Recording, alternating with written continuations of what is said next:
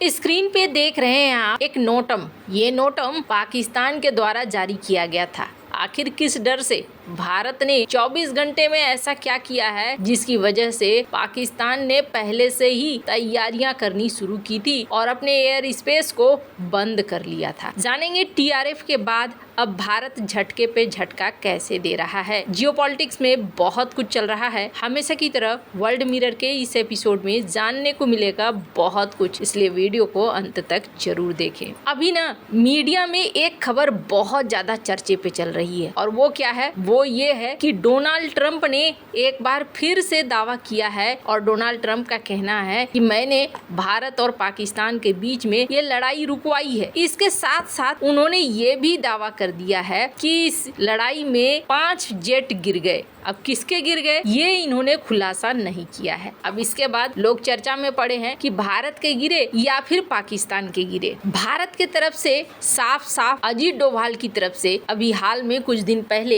एक वीडियो आया था और इन्होंने एक सेमिनार में साफ साफ कहा था कि कोई भी शख्स हो जो मुझे एक तस्वीर दिखला दे जिसमें भारत का कुछ डैमेज हुआ हो वो बतला दे। तो यहाँ ऐसा लगता तो नहीं है कि भारत का कोई जेट गिरा हो, पाकिस्तान का भले हो सकता है। पर ये बयान जहां हलचल मचा रहा है वहीं टीआरएफ का मामला अभी ठंडा नहीं हुआ है। स्क्रीन पर एक आर्टिकल देख रहे हैं। पाकिस्तान के जो उप प्रधानमंत्री हैं और विदेश मंत्री हैं, इन्होंने अभी भी स्वीकार किया और इन्होंने कहा कि टीआरएफ इलीगल नहीं है। हालांकि अमेरिका के द्वारा ये इलीगल घोषित कर दिया जा चुका है, साथ ही साथ आतंकी संगठन घोषित कर दिया गया है जो इतना आसान नहीं है। इसे घोषित करवाने में भारत को बड़ी मशक्कत करनी पड़ी है क्योंकि पहलगाम हमले के 3 दिन बाद ही कथित तौर पर भारत ने टीआरएफ को आतंकी संगठन का दर्जा दिलाने के लिए अमेरिका को सबूत दिए थे। इसमें टीआरएफ के लीडरशिप के साथ साथ आतंकियों के डायरेक्ट शामिल होने के सबूत भी शामिल थे। आपको बता दें किसी समूह को आतंकी संगठन घोषित करने की अमेरिकी विदेश विभाग का जो प्रोसेस होता है वो बेहद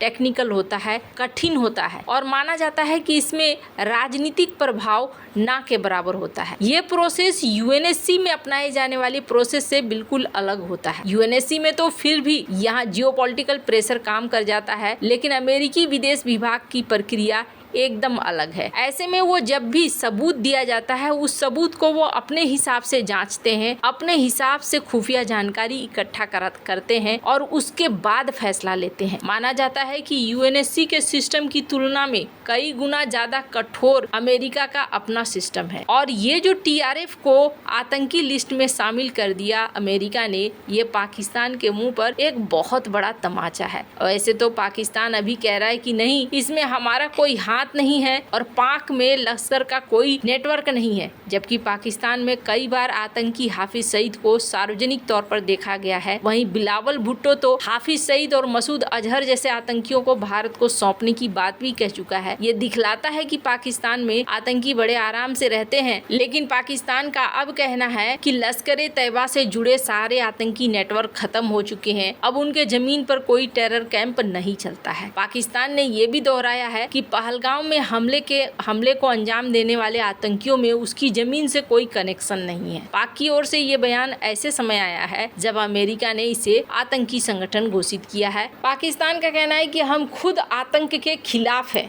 पाकिस्तान को एक झटका चाइना से भी लगा है। चाइना ने जिस तरीके से अमेरिका के समर्थन में आवाज उठा दिया है टीआरएफ मामले में, ये पाकिस्तान को दुख देने वाला है। अब पाकिस्तान को ये अभी समझ में नहीं आ रहा है कि जियोपॉलिटिकल ऑर्डर बदल रहा है और यही वजह है कि चाइना अब बैलेंस बनाकर चलना चाह रहा है। अपनी इकोनॉमी को बनाए रखने के लिए कहीं न कहीं भारत के साथ रिश्तों को सही करना चाह रहा है और अपने फायदे के लिए RIC को एक बार फिर से शुरू करना चाह रहा है, यानी कि रूस, भारत और चाइना को एक साथ लाने की कोशिश कर रहा है। अब जहां एक तरफ दुनिया में ये सीन हो रहे हैं, वहीं दूसरी तरफ पाकिस्तान के अंदर ना डर और भी ज्यादा बढ़ गया है और इसका एक नमूना देखने को मिला। स्क्रीन पर आप एक आर्टिकल देख सकते हैं। पाकिस्तान ने अपने एयर स्पेस को क्लोज करके रखा हुआ है। अगस्त महीने तक के लिए भी इन्होंने बढ़ा दिया। अब क्यों बढ़ाया? तो कहा जा रहा है कि इन्हें हाल फिलहाल में एक बड़ा डर सामने देखने को मिला और वो था भारत का परीक्षण। भारत ने पिछले 24 घंटे में बड़े धमाल मचाए हैं। भारत ने 17 जुलाई 2025 को उड़ीसा के चांदीपुर स्थित इंटीग्रेटेड टेस्ट रेंज में 2 परमाणु सक्षम शॉर्ट रेंज बैलिस्टिक मिसाइलों पृथ्वी 2 और अग्नि 1 का सफल परीक्षण किया है। और आपको बता दूं, ये परीक्षण पिछले वाले परीक्षण से अलग है। क्यों अलग है? कि ये परीक्षण स्ट्रेटेजिक फोर्सेस कमांड के अंतर्गत किया गया है, यानी कि हर तरीके से जांचा परखा गया है कि रणनीतिक दृष्टिकोण से हमारे सारे मकसद यहाँ पर पूरे होते हैं या नहीं होते हैं। इससे एक दिन पहले 16 जुलाई 2025 को लद्दाख में आकाश प्राइम मिसाइल सिस्टम का परीक्षण किया गया, और वो भी उच्च ऊंचाई वाले इलाके में, जिससे कि भारत ये सुनिश्चित कर सके कि उसकी मिसाइलें हर जगह पर सही तरीके से काम आएंगी। पिछले कुछ दिनों से भारत ने एक रवैया अपनाया है, और वो रवैया है एकदम आक्रामक होकर रहना, और ये भारत के लिए बहुत ज़्यादा सही है। इसके पीछे सबसे बड़ी बात ये है कि ऐसा नहीं है कि चाइना हो या पाकिस्तान हो ये चुपचाप बैठे हैं, ये भी अपनी तैयारियां कर रहे हैं। अगर भारत को नोटिस करेंगे ना, तो इस वक्त भारत एक के बाद एक मेजर मिसाइलों के, काफी बड़े बड़े मिसाइलों का परीक्षण कर रहा है। पृथ्वी 2 हो, अग्नि 1 हो, इन मिसाइलों का परीक्षण करने का मतलब ये है कि भारत अपने आप को डिफेंस के मामले में पूरी तरीके से तैयार रखना चाहता है। ये सफल परीक्षण यही दिखला रहा है कि भारत तैयार है और अपने मिसाइल सिस्टम पर